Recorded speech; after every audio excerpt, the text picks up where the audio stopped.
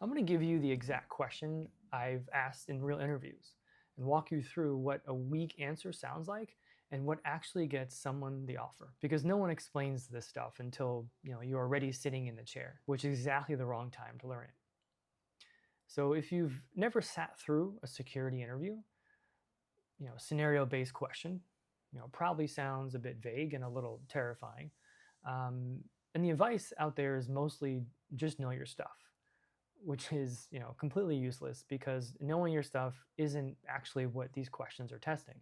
I remember interviewing a candidate a while back who clearly knew more theory than half the team already working there. Rattled off definitions perfectly, but the second I gave him a real scenario, he froze for a second and then jumped straight into an answer without asking a single clarifying question. Technically correct, still didn't get the offer though.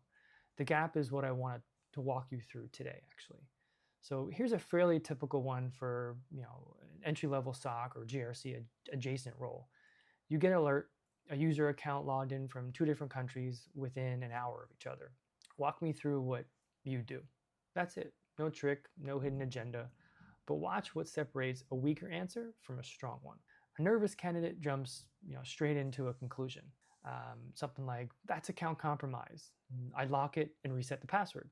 Not technically wrong, but it skips every step that actually shows the interviewer how you think. No one in that room needs to tell them impossible travel is suspicious. They already know that.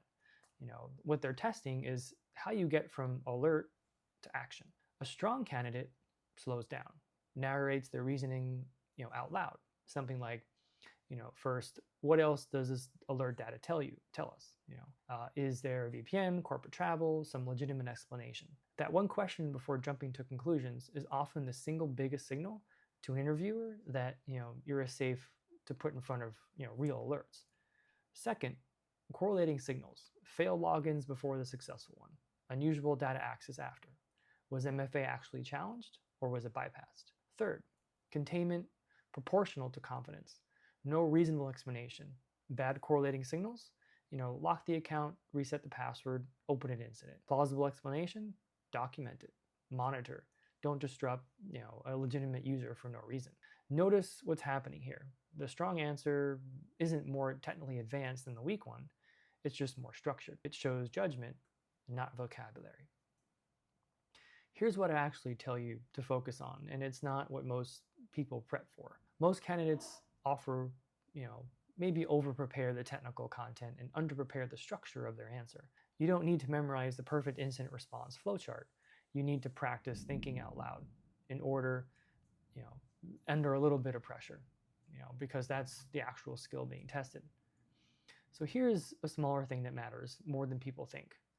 Knowing the limits of your own authority. A candidate who says, I'd escalate this to my lead before taking that action often scores better than the one who confidently says they'd handle it solo, especially for an entry-level role. Knowing when to escalate isn't a weakness at all. It's a real skill, and a lot of candidates think admitting this makes them look junior.